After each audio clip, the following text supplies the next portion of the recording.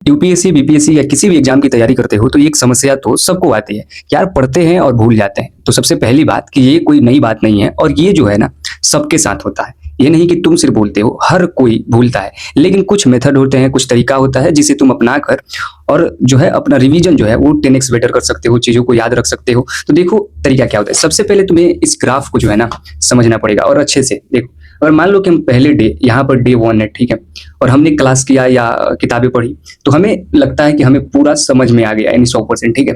अब क्या होता है कि हमको लगता है कि चलो हमें तो समझ में आ गया, तो हम छोड़ देते हैं 2 दिन 4 दिन 6 7 ऐसे करते करते महीना दिन हो जाता है।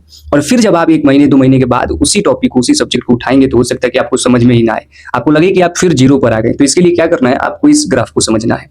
अगर आप मान लीजिए कि आज कुछ भी पढ़ रहे हैं, कोई भी टॉपिक, हिस्ट्री, ज्योग्राफी, सीसाइड, कुछ भी मतलब पढ़ रहे हैं एवरीथिंग, तो उसके बाद फर्स्ट डे आप पढ़ लिए तो फिर 2 दिन बाद आप रिवीजन कीजिए, तब आप 75 पाएंगे। ऐसे आप रिवीजन कीजिए और फिर 4 दिन बाद रिवीजन कीजिए, फिर 7 दिन बाद कीजिए, फिर 15 दिन, फिर 30 दिन। तो ऐसे जो ये आपका ग्राफ है ना, ये देखिए, तो ये समझिए कि इसका संतुलन जो है, बैलेंस जो है वो बना रहेगा।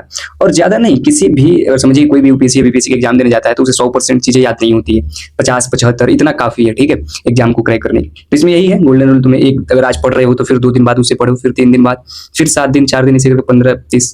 तो यही एक तरीका। और दूसरा देखो, तुम्हें सिर्फ जो है ना एक्टिव रिविजन क्या होता है, यहाँ पर तुम्हें ये समझना पड़ेगा। देखो सिर्फ तुम्हें पढ़ना नहीं है, ठीक है। अब देखो क्या करना है, सबसे पहले तुम्हें जो ध्यान रखना है, रीड, रिकॉल, और उसके बाद राइट, टीच, टेस्ट। तो इस प्रोसेस को फॉलो कर रहा है। मान लो कि तुम्हारा दिमाग है और तुमने आज कुछ भी पढ़ लिया, ठीक है, इस तुम्हारे दिमाग में क्या हो गया, स्टोर हो गया वो चीजें अच्छी। अब तुम रिकॉल करो, ठीक है, खुद से याद करने की कोशिश करो कि तुमने क्या क्या आज पढ़ा, ठीक है। एक इस प्रकार का कोई एक ले लो और तुम वहां पर लिखो कि आज तुमने क्या पढ़ा। याद करने की कोशिश करो कौन कौन से टॉपिक थे। अगर सिर्फ तुम्हें चैप्टर्स का भी नाम याद आ जा रहा है तो मुझे लगता है कि फिर तुम्हारा दिमाग ठीक है, तुम्हारा साथ दे रहा है। ऐसे ही जितने भी पॉइंट तुम्हें याद आए किसी भी जो पढ़ रहे हो, तो उसे पहले लिख दो, ठीक है।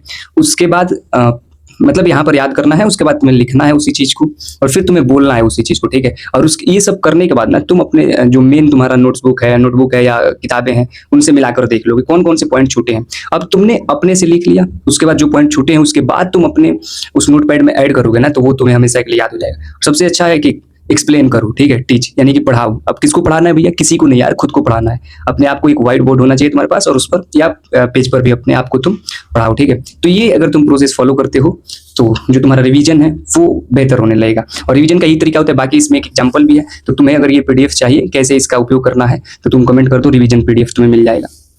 बाकी ऐसे ही छोटे छोटे वीडियो देखने के लिए यूपीएससी बीपीएससी से रिलेटेड तुम इस पेज को फॉलो कर सकते हो। इंस्टा के बायो में टेलीग्राम का लिंक है, वहां से जुड़ सकते हो।